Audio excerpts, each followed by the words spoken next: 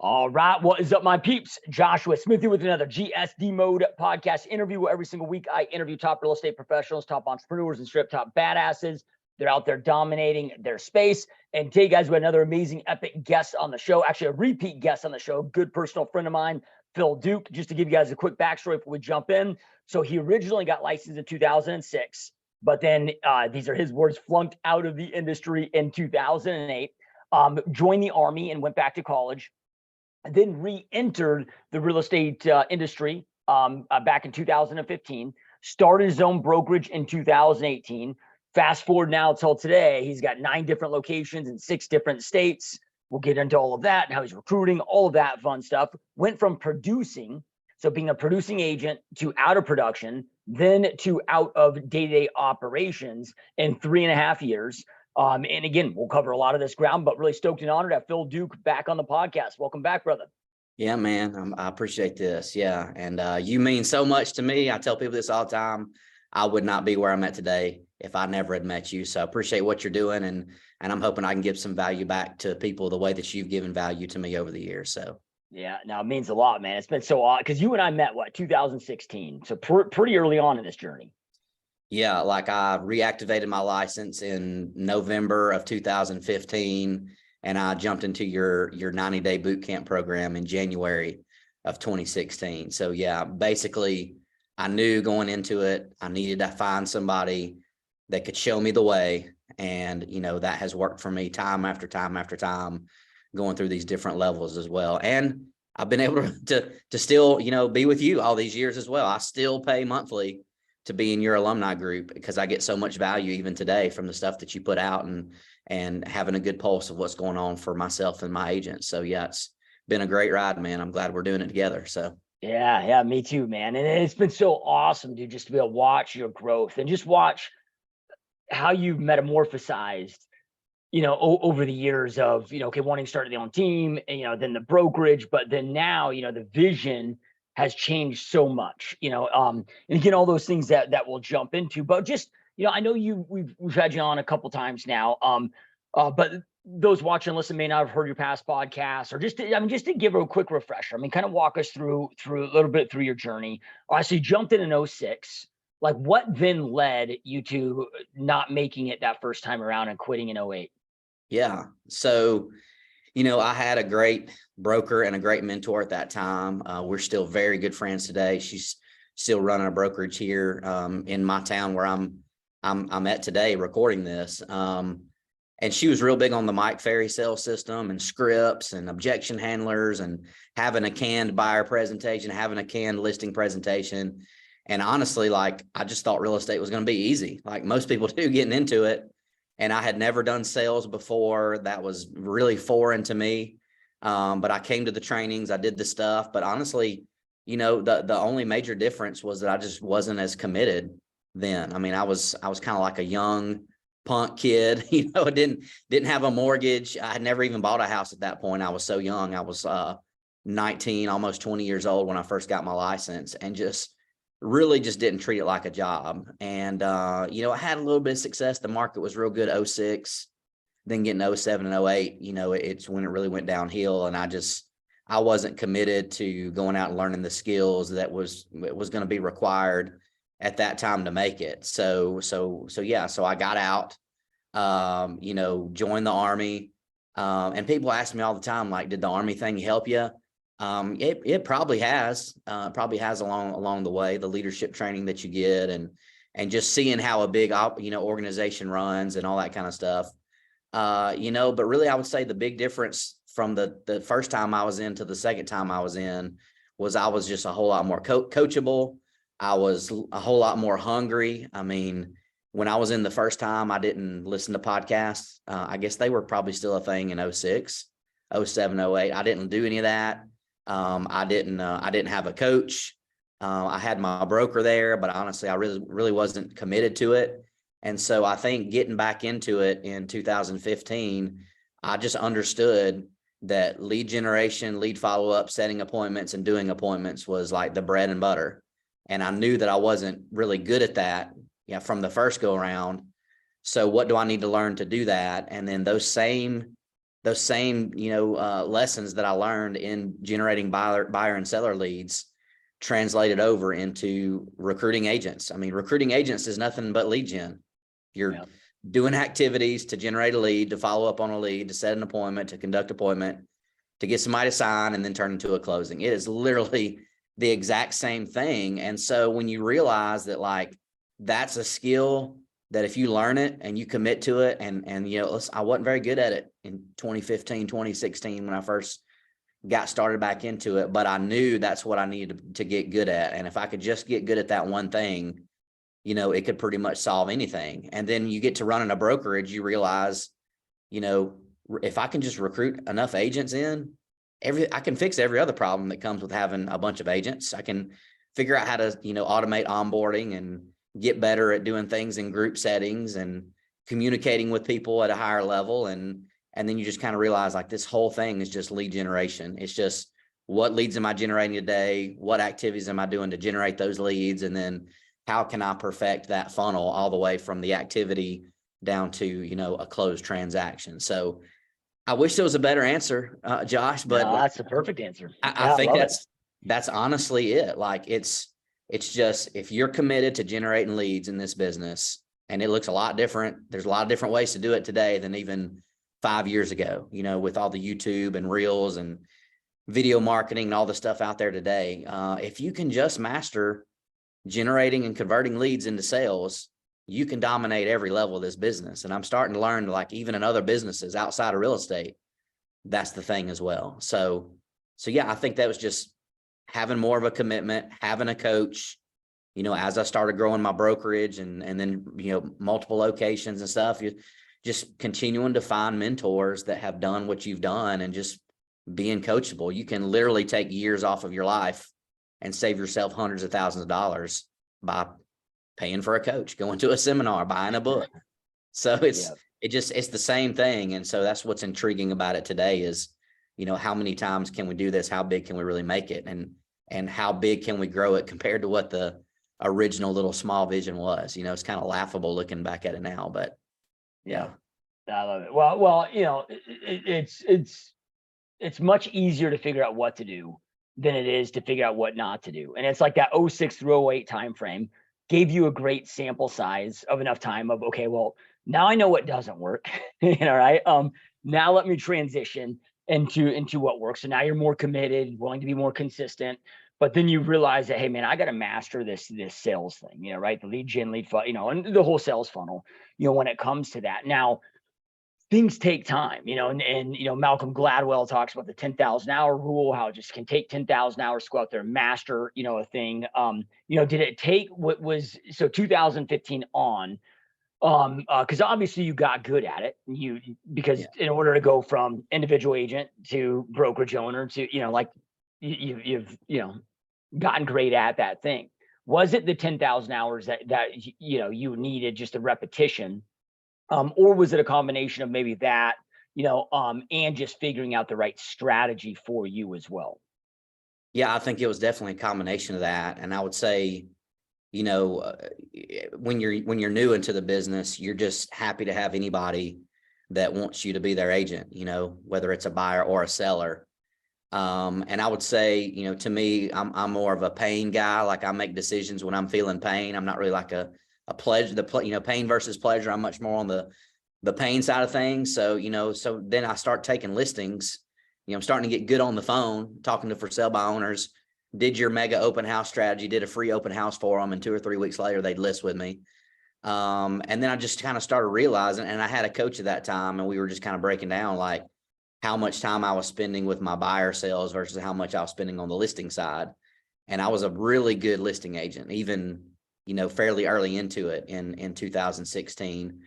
But I had a fair amount of sellers that I just, whatever price they wanted to list at, I would just do it. I was just happy to go put a sign up in the yard. And so it was a combination of getting better at setting the appointments. I mean, I was at one point in production when I tracked all my numbers that way, I was getting a listing for every 27 conversations I was having. But that was heavily going after, circle prospecting, for sale by owners, expireds, only really trying to go after listings. And then after I started having sellers, every week I was having to call them, hey man, sorry, your house hadn't sold. We did this, and this in the last week. In the next 7 days, we're going to do this, and this to get your house sold. Basically calling them every week, tell them everything we're doing, try to get their house sold, but they just didn't want to come down on the price. So then I just started realizing, like, I've got to do a better job of finding out who these motivated sellers are and which ones aren't motivated. And so I would say that was a big combination of it as well.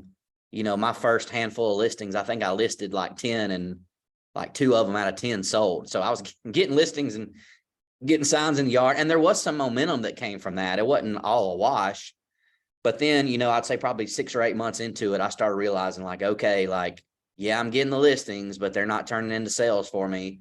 So I need to do better at figuring out who's motivated and who's not. And I just got to a point where I had enough money. I had a little bit saved up. I had a couple good months in a row. And I just said, you know what, for the next 30, 60, 90 days, I'm going to transition to just doing listings. And I'm only going to work with folks that are like extremely committed to selling their house. And then they would listen when it came to the list price, and they'd list at the price that caused it to sell. And then, I kind of started getting a reputation of like, man, if Phil lists a house for sale, it's going to sell. And so it wasn't that I was this great agent and all of a sudden things changed. It really was just like, I started dealing with more motivated people. And then, the same thing kind of happens on the brokerage side too. In the beginning, we're just happy to bring agents on board. We're happy that anybody wants to come here and be a team leader. And you kind of start realizing, like, some are more motivated than others. And we got to start adjusting our strategy to that. So yeah, I think it was a combination of all that. And I think the more you do it, the more you can kind of start, you hear red flags in the interview process, whether it's a buyer or a seller or an agent or a team leader or a business partner. I think just the more you do it, the better you get, So yeah, I don't think there's a substitute for just putting in the hours and having the experience. I don't think you can fake it when it comes to that part of the business. Yeah. Yep. Love it, dude. So then, so what was the thing that allowed you to go, okay, hey, I'm not going to just be an agent. I'm going to, go out there and there's nothing wrong with being an agent, but the reality is we have a job then for the rest of our career. So what transitioned you from, hey, I want to have a business versus, a job, which is, I'm assuming, about that 2018 period when you started the brokerage. Yeah, it was. Yeah. So in 2018, so I, in addition to doing the real estate stuff, I'm also a reservist. I do the Army National Guard 1 weekend a month, 2 weeks a year, always on standby. And at that time, we were training potentially for a deployment. It kind of came up quickly. We actually went away to do like some mock training, like what we would do if we actually, did go to that country to deploy. And for those 30 days, it was long days. It was weird hours. And I didn't really know it was going to be like that when I went there. But for 30 days, I was not in the office at 7:30 every morning. My routine was get up, go to the gym, take a shower at the gym, be in the office at 7:30, door closed. And from like 7:30 to 10, that was my prospecting time. And I made a lot of money doing it, and I was really good at it, and I was really efficient at it. But for 30 days, I didn't have that. The last day, the day before we were going to come back home, my wife called and told me that she had told me right before we had left that we were expecting our second child. The day before we left that training event, she called to say that she went to the doctor and we lost the baby. So, I went 30 days with no prospecting, no lead gen, no follow-up, no appointments. I didn't have anybody back home helping me do stuff. If I had a closing or something, I'd have an agent, pay them $100 to go to my closing or whatever. But that slowdown in my business, and it wasn't immediate, because like when I came home from that, I had listings, I had buyers, but I felt that the pain of that, 60 or 90 days down the road. And then just that feeling of like, oh my goodness, like my entire income is based on me being in the office, making phone calls every day. And yeah, I'll say I'm self-employed. I'll say that I'm in the real estate business. The IRS thinks I'm self-employed and running a business, but really, like you said, I had a job. And so just the pain of like feeling that and realizing that, and also realizing too, I mean, I could have gotten out of the military, but I genuinely enjoy, like I'll go this weekend and I'll be Captain Duke this weekend, you know, at drill. I enjoy that, and I didn't want to do away with it, but it was getting to a point where I would go for a weekend. I'd go for 5 days somewhere. I'd go for 2 weeks somewhere. And like we always have happen when we go out of town somewhere, we have clients wanting to go look at houses or somebody that wants to list. And so for me to maintain, you know, and to keep going further on the military side of things, I felt like I've got to have a business. I've got to be able to leave for 5 days or 30 days or 10 days, or even like potentially a year. I mean, there's always the option that we could get a phone call. Hey, you're deploying to somewhere. So, you know, what would that look like? What would it have to look like for me to totally start over if I'm gone for a year versus if I had a business and if I had to go somewhere? Could I manage it remotely? Could it be running for me while I'm gone? Could I come back? And yeah, there's going to be some struggles. And so that was what ultimately got me, you know, to that point. I guess that would be the answer to the question there was feeling the pain of knowing I had a very high paying job as a listing agent, but not having a business. And I really, really wanted to have a business that could provide income for me, whether I was in the office making the dials or not.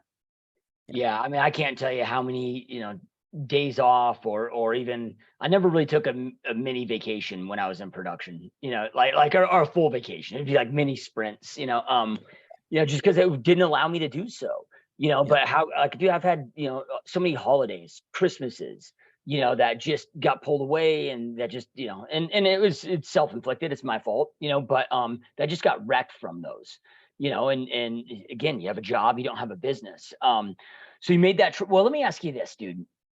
You know, I'm sure there were some fears that you had, maybe limiting beliefs, maybe fears. You know, what were some of those? And of those, like, what'd you learn? What came true? You know, or didn't come true, that were false fears of, okay, now I'm going to go from, you know, just me, Phil, out there selling these properties, to now I'm going to go out there and do this brokerage thing and now lead all these other people. Yeah. Well, I really didn't have any fears at that point. I looking back, I should have. I tend to, and a lot of other people that I talk to that are entrepreneurs are like this as well. I tend to jump into things not fully knowing exactly what it's going to require or what it's going to take, but just knowing that like that's the next step.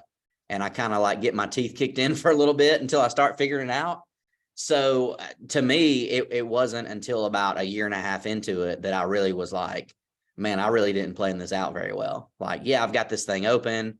We had probably like 8 or 10 agents at that point. And I remember coming to one of your events out in Phoenix and kind of feeling like I was at a crossroads between like, is this extra work that I've been doing worth it with having 10 agents and running a brokerage, or, you know, or should I just kind of go back to the production side? Because I was a broker.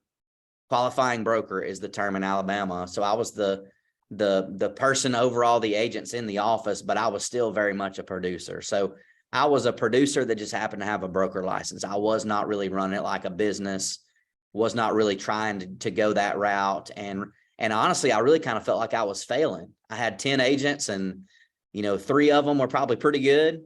And, you know, I had a couple that were kind of just okay. And then I had a couple that never showed up to anything, never closed anything really, you know, never really heard from them.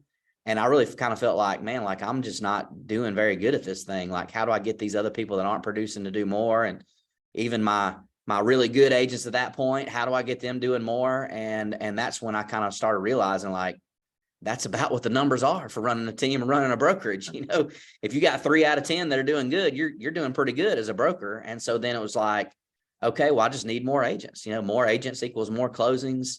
How many more closings do I need to get? How much more money do I need to come in before I can fully make that jump to be out of production? And so yeah, so for me, there wasn't a whole lot of fears.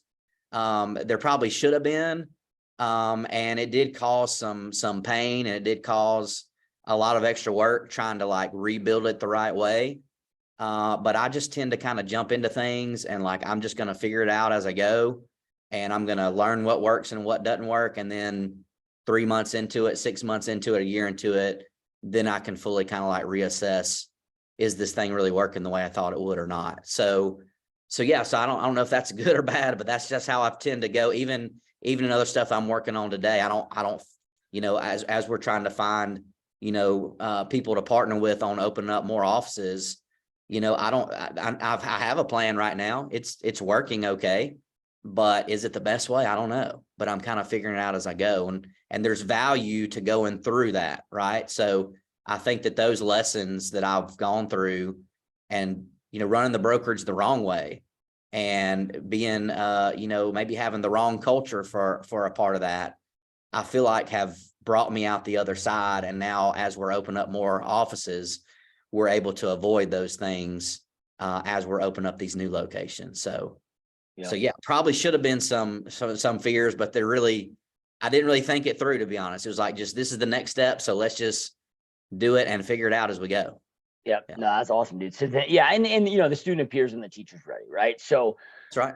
A lot of times, like, we're not open to learning those lessons until we've experienced that pain. So then from there, all right, so you figure out, okay, I got to recruit more agents.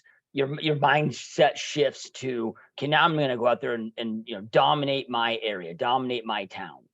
But I know, in the last year or so, that has shifted as well. Instead of, okay, maybe I was thinking too small, maybe I could scale this big. Like, what at that point, like, walk us through that. What took you from just, okay, I'm gonna dominate this brokerage here in my town, to, dude, to where you are now today? Yeah. So it was just a realization of, like, no matter how good of a leader I am or how good of a leadership team I put in place, that this business is not going to be perfect.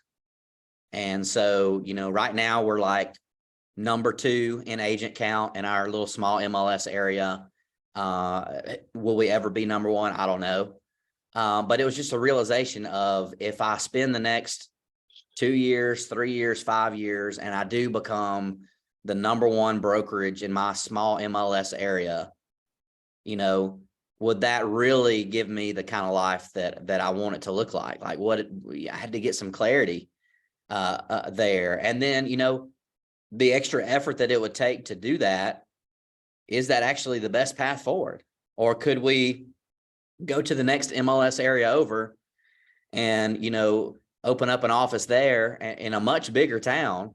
We've got about 700 real estate agents in my town. We've got about 100 of them at first class here in the Tuscaloosa market. But in the Birmingham market, there's like 5,500 real estate agents. Still a lot smaller than what you guys have in Phoenix, but compared to where I'm operating now, if I was to spend the next 2 years, 3 years, 5 years becoming the number 1 brokerage in Tuscaloosa, Alabama, I would have won on that. But honestly, that would be a loss, because how much would I be giving up in the grand scheme of things to accomplish that one little bitty small goal? So that's when we started realizing we can just go open up another office, 70, 80 miles down the road, and get 20 or 30 agents going in that office with somebody else running that office every single day. And the agents are calling that person, and they're handling the payroll, and there's a broker in that office.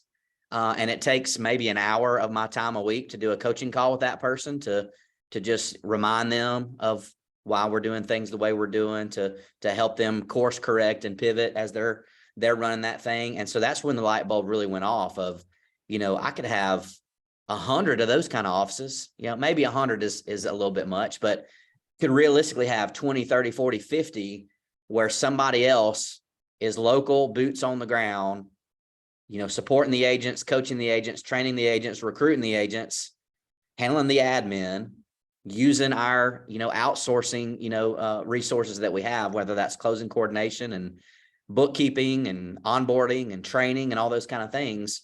It really, the light bulb went off, was like, if we take over Tuscaloosa at the expense of growing in other places, then we really lost. And so that's when the mindset started really going to there's a whole country out there. I mean, we can pick up 20 agents here and 30 agents here and 10 here. And, we'll have a business that's very scalable, that, if I need to be gone somewhere, okay, I'm not the one I'm not the qualifying broker for any of those. My name's not on the lease of any of those. Those things are running and growing and happening day to day without me being a funnel at any part of it. I'm just here to help. I'm here to support. I'm here to coach. I'm here to train. I'm, constantly trying to figure out other things that we can plug and play to help all of these locations, grow. And if I can figure out one thing that works in one of them, we can implement it in all of them. So yeah, it was just the realization of like, there's a whole country out there, and I don't just have to be so committed to taking over one town. In fact, let them have the town. It's kind of how I've thought about it here lately. Like, hey, if they want to say they're the kings of Tuscaloosa, great. Yeah. But you know what? I've already got more agents than them. I just don't have them all in Tuscaloosa.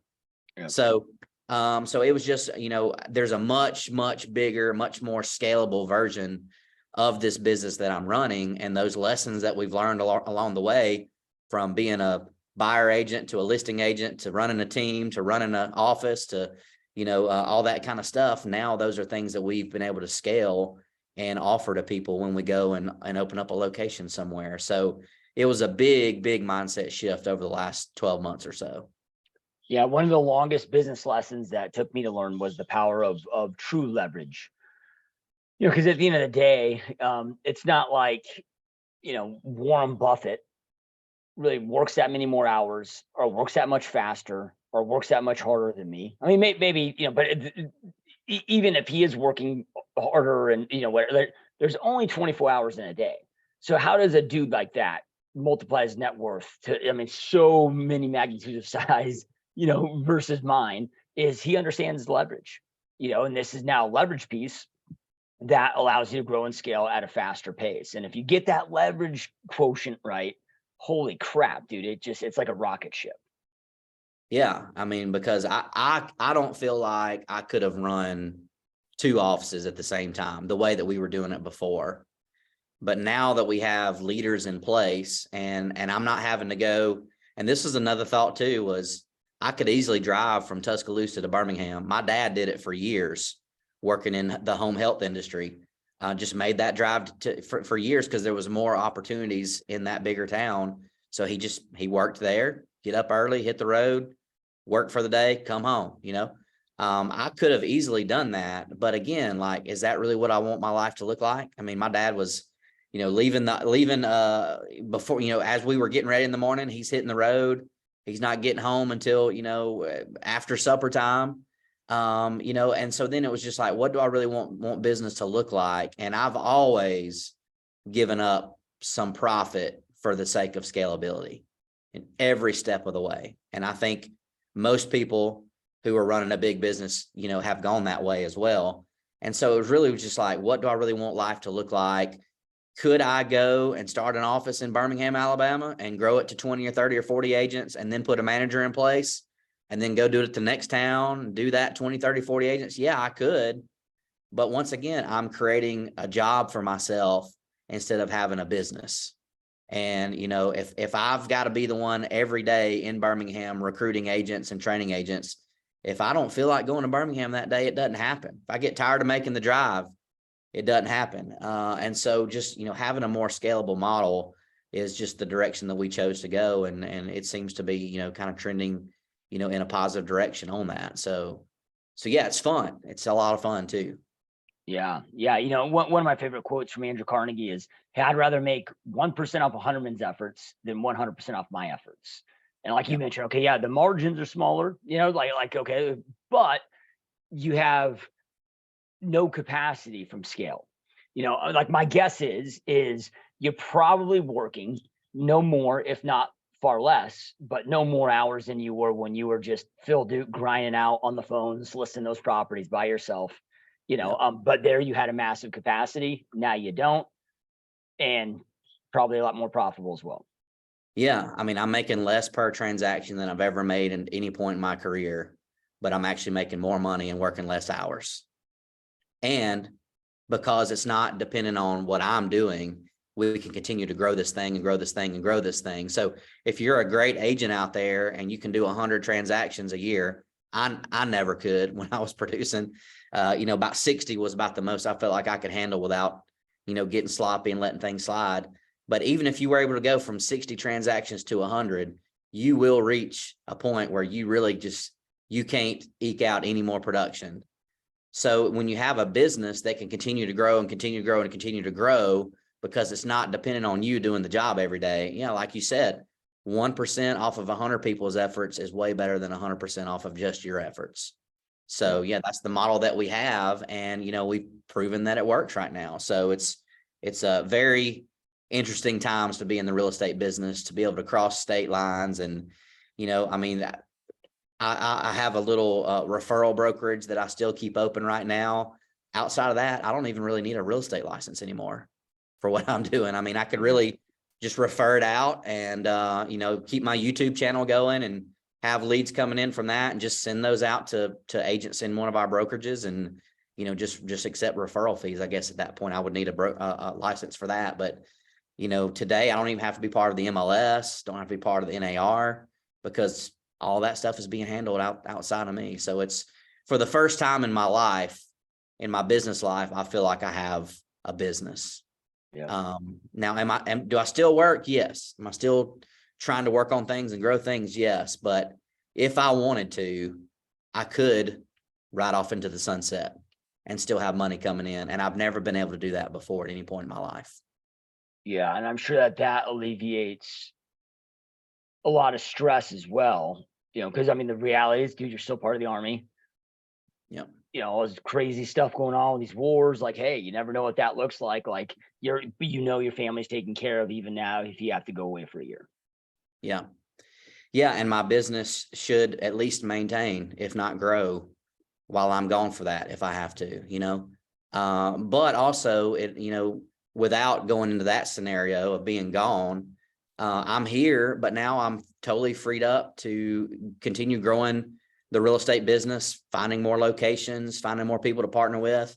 But it's also allowed me to jump into a couple other businesses as well, and kind of have the freedom to do that. But knowing that I want to set those up to be businesses and not jobs. But, and I know we were talking before we hit record, sometimes you just have to go back into having a job for a little bit to figure out what's working and what to hire out and what system, what model you want the people you're going to hire to work. So that I'm kind of in that weird limbo state as well, where I do have some people helping me with this other stuff I'm working on, but I'm still fairly involved with it right now because it's so new and I'm really trying to figure out which strategy and which model do I want to go with from a hiring and strategy standpoint. So, but that's the kind of stuff that's fun to me.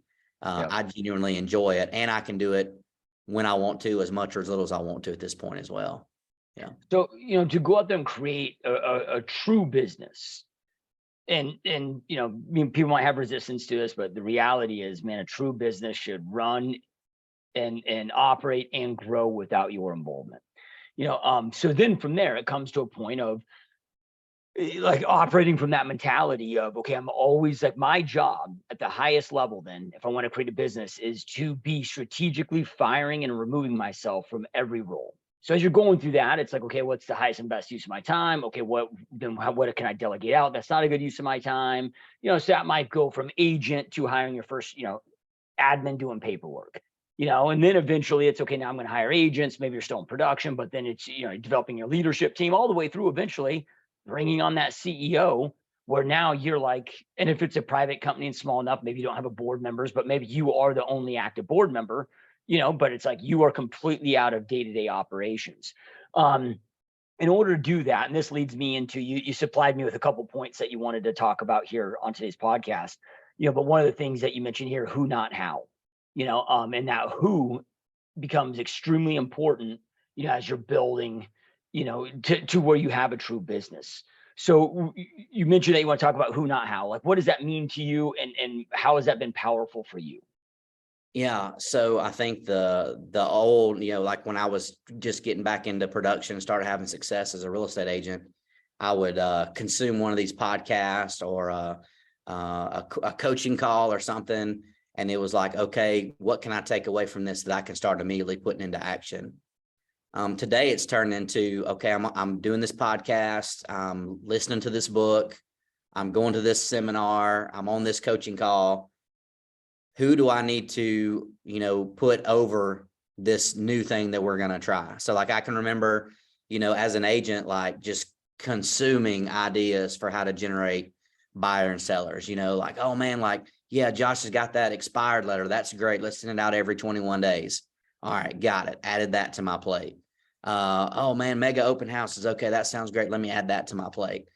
And, as things get bigger and bigger and bigger, even as an agent, I think you get to a point where you just can't handle it all by yourself. So then it becomes, well, yeah, that's a great idea. I think we could crush it with that, but do we have somebody that we could put in charge of that? Or do we need to bring somebody on to be in charge of that? So for me, and I struggle with this as a business operator of me jumping in and doing these things. I love self-development. I know you do as well. I would hear something, I would listen to, a coaching call or something. Man, that's a great idea. I'm going to go and jump into doing this. And then I'd be hot and heavy on it for a week, 10 days, 2 weeks. And then just the busyness of life would kind of, catch up. So now today it's transitioned to, that's a great idea, but I'm not doing it unless I can find somebody who's going to do it for me. So that might be, a VA. We're getting to the point right now where, you hire enough VAs, you're probably going to have to hire somebody or a VA to manage your VAs, right? I mean, that's kind of what I've been doing is like, oh man, that's a great idea. Let me get a VA who can do this for me, 20 hours a week or 40 hours a week and put this on their plate. Well, then, if I'm not careful, I'm creating a new job for myself, which is managing VAs. So, I've been very, very aware as I'm making, these new moves of like, who do I need to go out and find? You mentioned a CEO. For me, I'm thinking my next thing is to hire. I need an executive assistant. This is the first time in my career in a long time that I don't have like an admin person who's dedicated strictly to me. And I just want to go, grow, figure it out, put it in a checklist, figure out what works, create a video course to show people how to do it. I need somebody helping me with the behind the scenes stuff so that I can do those kind of things. So I think we have to be very careful as we're growing that we don't jump into it too much. And there definitely is some benefit to doing it. You're doing that right now. I'm doing that a little bit right now in some of the things I'm doing. But we're both, I think, at least just from talking with you, I think we're both doing those jobs right now to figure out what we need the person we're going to hire to do when they come on board. Like we're figuring out the assembly line. Like if I was going to build a car and I was going to build an assembly line to build cars, I would probably want to work on that assembly line for a little bit to make sure, hey, we're putting on the doors at this stop, or are we doing them later on? But it would be doing that with the intentionality of I'm just working this assembly line right now to figure out what works and master it and to get it good enough, just good enough that I can pass it off to somebody else and let them kind of take it and run with it there. So when I think of who, not how, that's kind of where my brain goes, is that I don't want to be the one working on the assembly line long term, but there is some value in the beginning to me figuring out what's working and what's not working, only with the intentionality of taking good notes, doing some experiments, tracking some numbers, trying a couple different split tests on what works, and then doing that, whether it's to bring on a VA or a local person or something like that. So yeah, who, not how, I think is a very, very big, if you haven't read that book, to those out there listening and watching this, I would recommend looking at that, because so often it's not what do we need to do, because we can find that it's all out there today in this internet age, but it's who can I get to help me do that? Because there's tons of ideas, and if we're not careful, we keep adding stuff to our own to-do list to the point that it's just unmanageable. And we just, as an entrepreneur, we've got to be careful about that. That's what it means to me. Who, not how. Yeah, love it, dude. Yeah, and I'm with you on that, dude. As far as like what you talked about, okay, you and I both, there's certain new ventures that you and I have going on, not necessarily they're separate from each other, but we're just at a stage in our life where we're both launching some new shit. And so anytime I'm getting involved in something again, or put myself back into a job. Like I understand it's temporary, right? And it's only until the point that it's unnecessary. Now that can be okay. Like I'm in production and I need to be in there until it's necessary, until the point I have enough revenue in order to pop somebody in. But then to your point, I have found it to be extremely important to be able to identify that process, to be able to, like, it doesn't need to be perfect, like you mentioned, but enough of a process where it's pretty good, right? Then wrap that process into a system. So then when I bring on that person, okay, they have a dedicated process to follow. It lives in a system. The system holds them accountable, right? Sure, things aren't missed. They're done the same way each and every time, but now allows me to inspect what I expect. Plus, now that I've ran that role for in like right now, and what Phil was speaking about to those that are watching and listening is, in a new business of mine, or a business that I acquired, I'm essentially going in each role and I'm spending about 6 weeks to 12 weeks, depending on what the role is, because some are taking a little bit more time, but I'm essentially jumping back in, even to low level roles, because it's all new to me, right? So I'm like, okay, well, how are we doing things currently? Then let me learn each of these things. Let me do them to see, okay, like, how do we want these done? What gets the best results? Getting that feedback. So, okay, I need to know, do we have the right process or the wrong process? And I'll tell you what's been interesting about this transition for me is it's almost impossible for me to know if my people are good or not. Like I think they're good, but I'm like, hey, dude, because I have no idea what a capacity is in that role until now I've done it. But now I definitely know what the capacity is in most of those roles. I know if my people are doing good or not. Luckily, they've all have been good. They weren't good. Okay, I do something about that. But like a transaction coordinator, okay, I know exactly what each transaction coordinator in my organization's capacity should be. I know exactly what, when, and how I want them to do exactly what I want them to do. Why and how do I know that? Because I did enough of my own transactions to develop and design that process. Yeah. Yeah. And there's value to you having that. Like I see so many people today, talking about they hired a VA to do this, hired a VA to do that. If you're going to hire a VA, that's not going to solve your problem if you don't have a process for them to follow. Yeah. And you don't know, like, how many reach outs do they need to do? So like we have VAs that log into your Facebook account and they'll send out messages to your unlicensed friends asking them if they've ever thought about getting their real estate license. And then we drive them to a real estate school, and if they decide to go through with it, then hopefully they'll come work for us. Well, like if I don't know how many messages per hour that somebody could do from Facebook Messenger, then how can I hire a VA and say I need you to do 40 reach outs per hour? So like that's what those are the things that I'm looking at. I know that you're looking at as well, as we're building these new businesses, these new assembly lines. Like we've got to know, like, and I'm probably not the best one at doing that job, but I could sit down for an hour or two and say over a 2-hour period, this is how many people I reached out to. And I don't even do this every day. So somebody that does this every day should at least hit the number that I'm hitting. Yeah.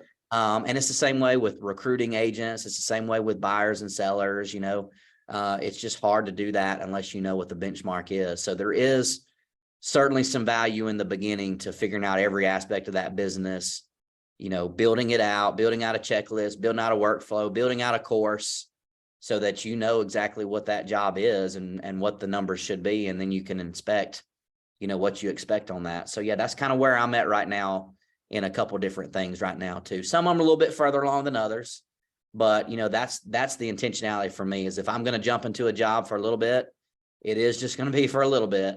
And it's just going to be just enough to figure out what works and what doesn't work so that we can hire somebody in and let them do that while we move on to our next thing, Yeah. Now, do you do that in every role? Like an example of this, like, okay, I've looked at, okay, there's certain roles I haven't done. And just because I don't, to become proficient in that skill set, I haven't realized, okay, maybe that's not a good use of my time, because it might take, like, okay, computer programming. I own a software company. I calculate, like, okay, the amount of time that it takes me to get proficient in coding versus being able to QC that. Okay, like I'm not, but I can bring in outside consultants to let me know if my guys are good, right? Or, graphic design or video editing. Those are things I've never done. I don't know if it's good my time, but I know what I want. So I know if they're delivering me the product. But are there certain things like that you're just like, okay, kind of some of the basics, maybe when it comes to sales, support, onboarding, but are there certain things that you don't learn or get involved in? Yeah. I mean, I don't want to get so into the weeds of every single thing. But I want to know, I want to know enough of it that I can figure out something that's going to track, or a Trello board or a Google Drive spreadsheet or something like that. Like, I just want to know. And sometimes it might be sitting down. You mentioned bringing in somebody outside. It might just be sitting down with somebody who's already doing that job and just kind of looking over their shoulder for the day or for a couple hours.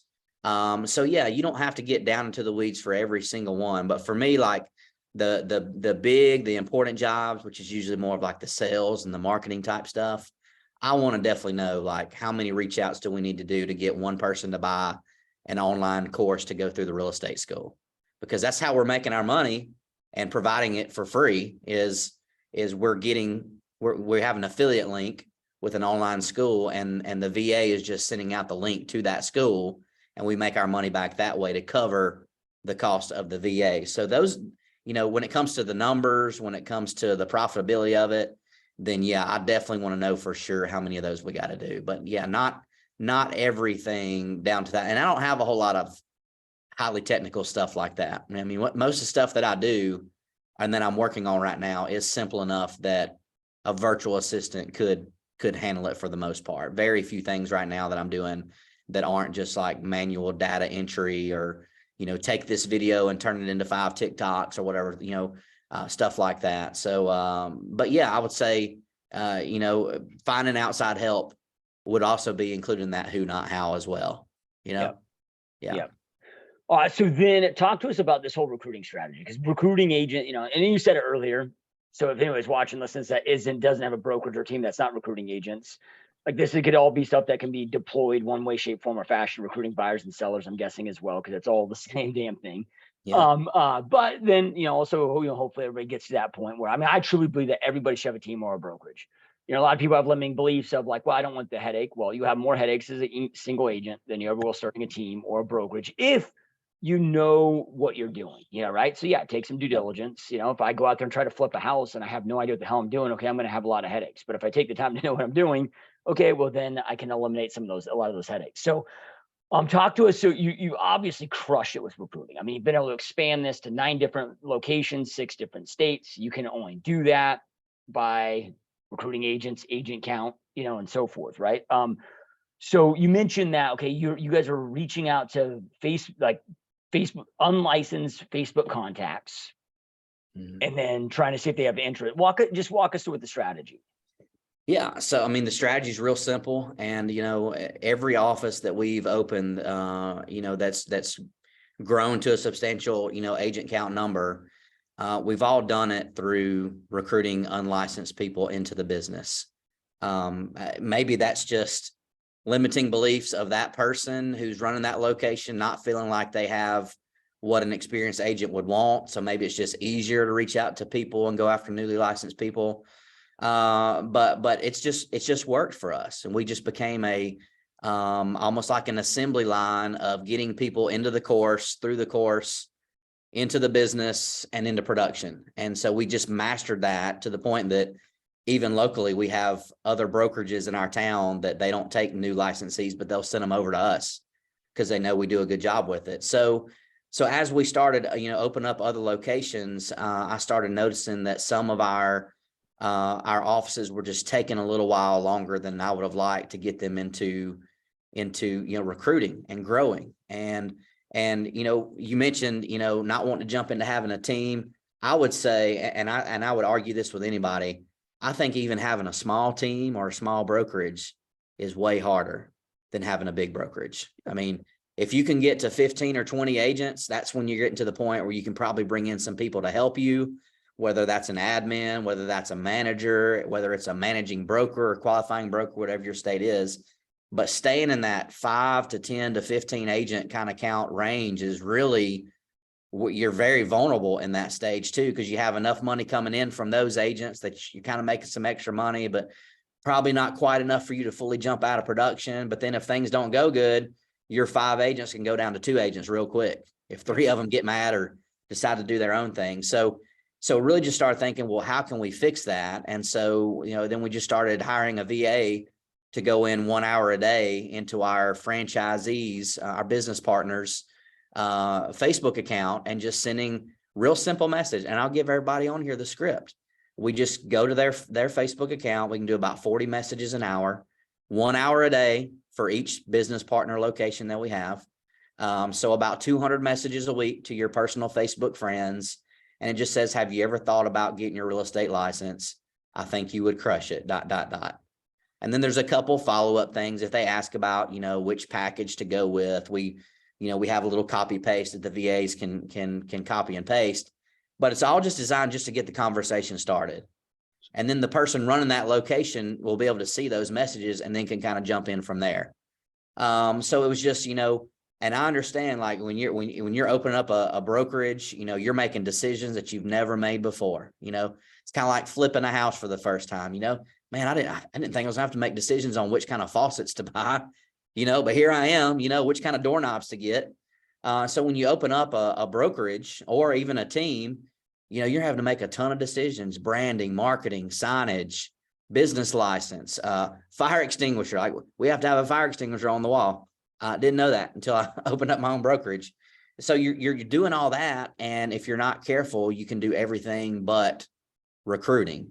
And so for us, it just became, well, how can we make it so simple that we're recruiting and bringing agents in, whether they're actively inviting people to their weekly mastermind or actively marketing on social media. And so that's where the whole VA thing came from. But like we mentioned before, it wasn't just, hey, hire a VA. Hey, VA, go message a bunch of people.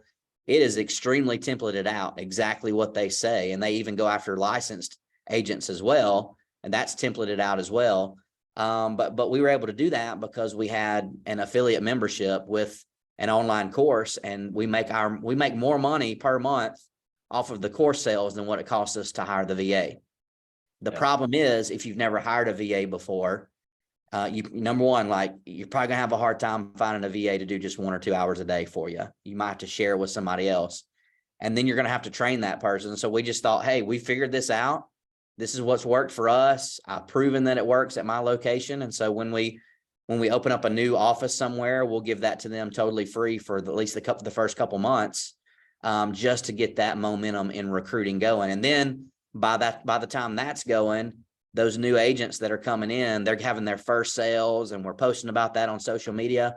And because we've built our business based off of unlicensed people, when so-and-so gets in the business and has success, all their unlicensed friends on Facebook notice. And they're like, crap, man, Phil's doing good. He got his real estate license. He's already got a sale. I've always wanted to do it. Let me reach out to Phil and see what that was all like. Because I knew last year they were working at a doctor's office as a receptionist. So it's actually created a lot of momentum. And then, with our 100% model, those agents that do well on our 70-30 model eventually move to the 100% model. And now they're out there recruiting and training and coaching and onboarding agents as well. So it's just, we had a model that we knew would work, and, new agents is a new way to kind of get some stuff going. And we noticed as well, when those newbies came in and now all of a sudden they're doing deals, and if you hire enough of them, you'll get some rock stars. Guaranteed it's going to happen. When you get one of those that's been in the business for 6 months and they're closing more deals than somebody that's been in the business 3 years, those licensed agents will start reaching out to you as well. Like, man, what do y'all have going on over at First Class? Like, y'all are just crushing it. You're not marketing and you're not advertising the 10 that you hired last year that didn't even do a deal, but you are marketing those that you brought in that weren't even licensed a year ago. And now they might even be some of your top agents. So that was how that whole thing came about, was just trying to solve a problem. And then it's just kind of grown and grown and grown from there. Yeah. Now, is that what recruitingva.com is? Is this something that's just for your locations, or? No, we recently opened it up to anybody. There's a wait list. And so if somebody wants a free VA for 1 hour a day, they can go to recruitingva.com and put in their info. And as we have, slots open up, because again, you're probably only in 3 or 4 months, a VA can run through your entire Facebook friends list. So this is not a long-term solution, but it can be a solution that recruiting will happen without you even having to do anything. Now, you should be doing other things, but yes, so that's where Recruiting VA came from, was like, man, this is working so well for our business partners, and we're making money off of it from selling the courses. Why don't we kind of, almost create another business for ourselves? And our business is not really the VA thing. The business is selling the courses. But if we've got team leaders or broker owners out there across the country that are looking for a free way to have a VA do recruiting for you, we can plug them in as a slot comes available. And there is a paid version they can pay for where we'll send them to your online course if you have an online affiliate course. But, start off with free, see how many courses that our VA can get sold for you, and then figure out from there, is it worth it for you to pay the extra? Because with the extra, the free is just going after the unlicensed. If you pay, and it's only $100 a week for the paid version of it, but for $100 a week, we'll send them to your online school if you have one, and we'll go after your top 100 Facebook friends list who are licensed. So we build a Facebook group, a non-branded Facebook group. We add them into that group. We have messages already pre-planned, pre-templated out where our VA will be logging in to your Facebook account and be sending out messages to your unlicensed and to your licensed friends, just simple recruiting messages. It's all just to get the conversation started. You'll need to jump in there and kind of, close the conversation. But we've just found, that's an easy way for us to make more money off of our affiliate link that we already have set up. And, it's also sometimes that turns into, well, man, this is going so well, but now I'm struggling with onboarding, or man, I need a closing coordinator. Some of those conversations have turned into us partnering with those people at an even higher level, whether that's with First Class, open up a location with them or elsewhere. But yeah, recruitingva.com, you can put in your name and your email address. And as a time slot comes available, we will send out a message. And if you want a free VA, it gets just 1 hour a day, 5 days a week. It's probably just going to be a temporary solution, 3 or 4 months worth of that VA doing that for you before they blow through all your Facebook friends. But, for somebody that's just trying to start a team or start a brokerage, that's an easy way to get them started. So we did that. I mean, we've managed that. And now we're trying to bring on more VAs and a VA to manage those VAs. So we're trying to keep the thing going. So going through some growing pains on that, but we've already got a template that works. Now the only problem is, how do we hire more VAs to do that? Yeah. I can only fathom the growing pains that you're going through. Because Yeah. if you break it down, it's dumb as hell for anybody, any team or brokerage, not to be reaching out to you to have this play done. Because it's and you've explained it where it's like, okay, I mean, essentially you got somebody going in recruiting for free for them. You're making money. So it's a massive win-win there. And then, they get to test and prove a strategy for free where either if they want to continue and it's a value and it's profitable, okay, they can go to the pay version, or they can just continue doing the strategy themselves. Now that's been proven it's working. It can be a use of their time. Yeah. And to your point with new agents, dude, if somebody gave me an ultimatum of, okay, you got to pick one or the other, but you can only have one or the other. You can only go after new agents for the rest of your recruiting career, or you can only go after seasoned agents. I will pick new agents all day long. No comparison, no questions asked, no, like you mentioned, like a lot of people, there's no resistance or least resistance because a lot of teams or brokerages don't want them. But then from there, it's not just that. It's like, dude, they're excited. They're making a transition from the corporate world, so they got the big goals. They're motivated. They don't have bad habits. They're moldable. They're coachable. Yeah, we got to do a little bit more hand holding with helping them write contracts and get a few things down. But I will take them all day long. To me, that's not even a close. Well, let me think about it. It's just like, fuck new agents. Like, I'll go after new agents all day long. No questions asked. Let me go down that path. Yeah. And then, if we have like somewhat of a downline model. Ours is just a simple, our agents, if they recruit somebody into the company, they get a 5% referral fee for life, as long as both of those agents stay at First Class. So you get an agent who's brand new. They've been in it 6 months. They're starting to crush it. We can actually have a VA log into their Facebook account and send those same messages from their account to all their unlicensed friends. So like, the thing just keeps going and keeps going and keeps going. I could run through my Facebook friends list in a couple months with a VA, but because we're bringing on new people and they're having success, hey, would you be okay with us using your Facebook account to do this? And by the way, any of your friends that sign up and come to the course, we're going to plug them into your downline. Like, the thing just keeps going and keeps going. It's just crazy how big it can really get. Yeah, love that. All right. So earlier you mentioned, okay, recruiting solves all your problems. If you're recruiting enough agents, you can figure out the other stuff. You can figure out onboarding. You can figure out, improving the product, right? Getting agent production up and whatnot. But one important thing is, okay, like you got to have something you're recruiting to. And what I mean by that is, okay, like you can recruit all day long, but if none of your agents are getting results, they don't have support training systems, they're not getting production, okay, they're going to bail, they're going to leave as fast as they're coming in. But I know that you've been really good at getting your agents results, and like even to the point where it's like, okay, hey, you've got a plan where we're going to get them a client in their first 30 days, even as a brand new agent, no sphere event, like just brand new. Like, walk us through, I mean, what's the importance of getting our agents, for those of us with teams and brokerages, getting our agents producing as quickly as possible. And then from there, like, what are some things that you have found? So all of a sudden they're not twiddling the thumbs 6-7 months later, nothing in the pipeline, nothing closed. Now they got to go to part-time job or full-time job. And now they become a statistic. Yeah. If they don't have success fairly early, they start having doubt that this was the right move for them, just getting in real estate. And then they also start having doubts on whether you're the leader that they should have gone to work for. So, we were in the beginning, like I mentioned, time after time in the beginning, we were just happy to get agents come on board, and we would give them this, great onboarding training. And it was like, hey, it's there, go through it. Let us know if we can help you. And we just learned that like a lot of them would go through it, but they struggle with actually getting into implementation. So we really, over the last probably 12 to 18 months, really simplified things for agents to where we took a lot of the videos out of our onboarding that we go through. And we just made everything about a 30-day action plan. And that 30-day action plan shows them what to do every day, Monday through Friday, for their first 30 days. And, the great thing about it is it works for the second 30 days. It works for the third 30 days. It's just a general business plan of what agents should be doing every day. But what really the secret sauce that really makes it work is that we do 30-day, 60-day, and 90-day check-ins. So at 30 days, if they followed the plan, we know they should have 100 leads entered in their CRM.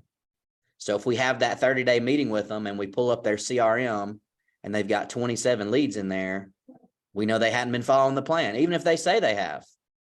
So then it's a chance for us to, well, hey, I get it. Things are busy. Things are hectic your first 30 days, but I got to tell you, I'm worried for you. We need you to hit 100. You're only at 27. You were at 27% for the month. Now, what got in the way? What did you learn about yourself this month by not hitting your goal of 100? What kind of things do we need to change for the next 30 days for you? And it's really just getting them to self-discover that they are the only thing holding them back. It's not me. It's not the person that's mentoring them. It's not the market. It's not the interest rates. But we're trying to get them to realize that in the first 30, 60, and 90 days, that they really are the key to their success, not the meetings that they're going to come to, not the videos that we have recorded in our onboarding system, not our CRM in and of itself. I mean, KV Core is great, but it's not going to sell houses for you if you're not doing actions in it. And so it's just all about, really trying to give them the best shot possible of making it in the business. And if they follow that 30-day action plan, they're going to have success. So we know 30 days in, this is how many they should hit. 60 days, this is how many they should hit. And by 90 days, this is how many they should hit. And I've found that, to me, every agent that I've hired over the last 4 or 5 years, I knew within 30 days whether they're going to make it or not. You can just tell. It's like taking listings. You can tell after a while which one's going to sell, which one's isn't. You try to price them right. You put them on the MLS, and you know how many showings you should be getting every week. You know how many offers you should be getting. And so then it was from there. It was just, we're spending a lot of time with agents that have been in the business for 6, 9, 12 months that aren't doing anything. They're still coming to training. We feel bad about it, but honestly, we just didn't do a good job of holding them accountable in the beginning. So, if you're a team leader or you're a broker owner and you're listening to that and you're like, man, that sounds like some of my agents. They're not making phone calls. They're not doing their Facebook stuff. They're not putting leads into their CRM. You're probably not going to fix those, like that group of agents up here. They've kind of already decided that they are who they're going to be. But the way you can really change your culture is by your next group of agents down here, the next 5, the next 10, the next 15, the next 20 that you bring in, just do a much better job of getting them to uphold those minimum standards that we all know it takes to make it in the business. I mean, there's no cheat code to it. We know as professionals what an agent has to do to make it. We just need to do a better job of holding them accountable to do those minimum things. And if not, this might sound bad, but we kind of need to put them out of their misery. Like maybe real estate is not really for them, and we was talking to a guy earlier today who had an agent that he interviewed that said they want to make $1 million one day. They work another full-time job, but they only go in, they work from like 11 to 7 p.m. And he's like, well, why don't you come in before you go to your 11 a.m. job? Why don't you come in for a couple hours and do some training with us, blah, blah, blah. She said, well, if I did that, I'd be working like 15-hour days. And he's like, well, I don't think you're ever going to make $1 million working, 8 hours a day for somebody else.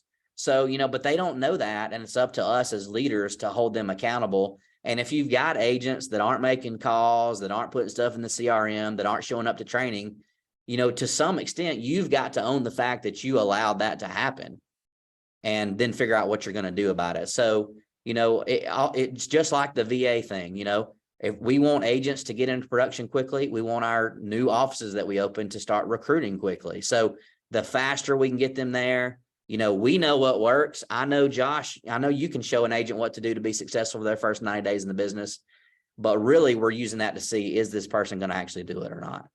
Yeah. And if they are, great. If not, we need to just kind of start spending our time on other people who maybe might try to do those things. So it's not trying to be mean. It's not trying to leave people behind, but you've got to realize your agents are the ones making these decisions. All you can do is give them the path. All you can do is give them the roadmap. It's up to them whether or not they follow it or not. Yep. Yeah, 100%. So then, yeah, one of the things, so you spoke at our last event, which but those that watch and listen don't. So yeah, you came up and spent a couple hours breaking down your entire business, all of this stuff. And one of the things that you mentioned that you teach your agents to do in that first 30 days is those video CMAs, and my number one agent, she was just telling me this Tuesday, she heard you on stage. She's been implementing that and just murdering it, dude. She's like, everybody replies, everybody responds, so many great conversations, it's just hammering, dude. Yeah. And anybody could do it. It's given a new agent, practice in the MLS, practice pulling comps, practice being on video, practice, just coming in every day and doing that. And like, if you just did that strategy alone, and that is part of our 30-day action plan, is to do 5 of those a day. And that could be 1 hour. I mean, you could easily do 5 of them in an hour. They only take 5 or 10 minutes each to do, but just that one strategy alone should be able to get an agent at least talking to a seller, a listing appointment. That's all we're looking for in the first 30 days is a listing appointment or a buyer appointment in your first 30 days. So if you're doing 5 of those a day, like, you can't help but get an appointment. Now, it might not turn into a listing, but for a new agent coming in, just the fact that, man, I've got an appointment today, I'm going to actually talk to a seller about possibly listing their house, that gives them that momentum to get going forward, and they start feeling like they're winning, even if it doesn't turn into anything yet. So I can't stress enough just the emotional side of leading agents. We've got to set them up for success and help them get base hits very, very early on in the process, or they get discouraged. Yeah. And if you guys are wondering what Phil and I are just talking about, essentially it's just a video CMA. So you're doing a CMA, you screen record it of a video, you shoot it to, every homeowner that and she was telling me it takes about 10 minutes. It's taking her about 10 minutes per. So if you're saying 5 a day, it's about 50 minutes. Yeah. So, I mean, if you don't like getting on the phone, you're nervous, you don't even have to have a script to do that kind of thing, Yeah. So it's a very, very easy thing, even for experienced agents to do. I mean, I still do it somewhat today for past clients as just a way to stay in touch with them as well. Hadn't talked to them for a couple of years, just kind of moved on, and every once in a while I'll just send them a video CMA. Hey, this is what you bought your house for in 2017. Let me show you the last 3 houses that sold in your neighborhood, and just click through the photos and show them what it was listed for and what it actually sold for. Shoot the thing out to them, and they'll let you know if they're looking to buy or sell something. Yep. Awesome. All right. So for those that are here watching and listening, Phil, So I mean, you got recruitingva.com that we talked about, plus you are growing. I mean, all of these 9 brokerages that you have now, are strategic partnerships that you're going through, helping them out. And I'm sure different types of partnerships, whether it be full on partnerships or just those that you're supporting through, mentoring, and, you've got some different opportunities there. But if anybody that's watching or listening to this wants to have a further conversation about this with you, or maybe they've got, referral for one of your locations, whatever it may be, man, like where are the best place and or places for people to reach out to you, to get in touch with you, to continue following you? Yeah, I mean, the easiest place is probably just to reach out to me on Facebook. I could give out my email address as well, but you can find me on Facebook pretty easy. We also have a private Facebook group called Broker Boost, where I do free trainings every Thursday inside that group. And all the trainings we do are recorded in there. It's totally free. We do have an inner circle thing that's just kind of new, that we offer if somebody wants to go a little bit further just in the coaching side of things. But yeah, we are definitely looking for people to partner with who are looking to grow their team, grow their brokerage.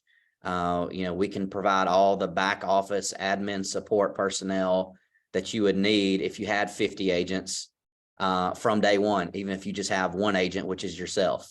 So it allows you to go out and recruit people by offering them a closing coordinator, a marketing department, accounting and bookkeeping, onboarding specialist, weekly training that we handle and do for you, the free VA recruiting that not only does the unlicensed folks, but does your licensed folks. So, those are the kind of things that we're looking to do. We also have a mortgage partnership where we can get people, if a business partner is willing to get their mortgage license, we've got a way to get you compensated at a very high level for every mortgage deal that you refer over to our mortgage model as well. So a lot of different ways. And, I'm going to keep trying to figure out more and more ways for us to make money in this real estate thing. And every time I figure one of those things out, all of our partners across the country will now have that new way to monetize their business as well. So it's fun.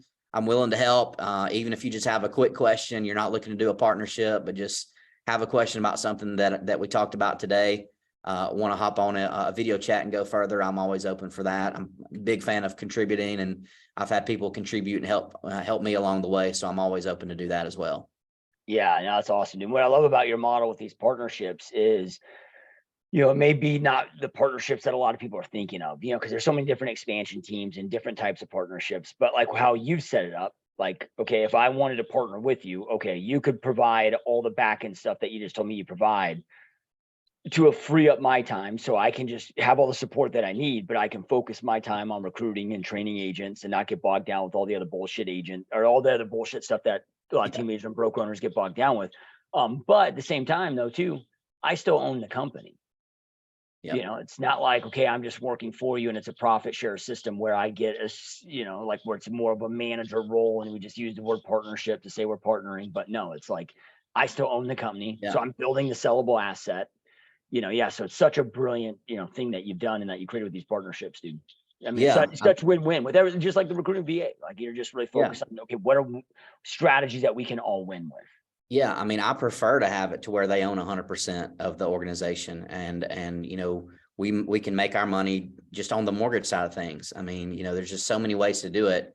I will partner with anybody if they want me to be a 20% or 30% or 50% partner, but I just really don't like that model. I would just prefer for them to own 100% of it, and me coach and train and support and create stuff that's going to help them and their agents and provide them an automated business from day one. Get all the staff and all the cool stuff that you would have if you had 50 agents. You get it from day one when we open up an office together. And then it's going into mortgage and title and rent to own and everything else that we're doing as well. We can even get you set up to where you can be making money off of online courses the way we're doing with our VA service. So yeah, it's fun. I love giving back. I love contributing, and it's just a fun ride. So hopefully it's just now getting started, but appreciate you having me on today, Josh. Yeah, 100%, man. This has been amazing, dude. And those watching and listening, as always, we truly appreciate you being here. Truly appreciate all your support. Again, if you scroll below, so wherever you're at, in the show notes, the description will be all Phil's contact information, all those links that we talked about, so you can connect with him on social media, all of that stuff right below as well. So make sure to do that. And again, truly appreciate you guys. Keep crushing, keep kicking ass, and we'll see you next time. Peace.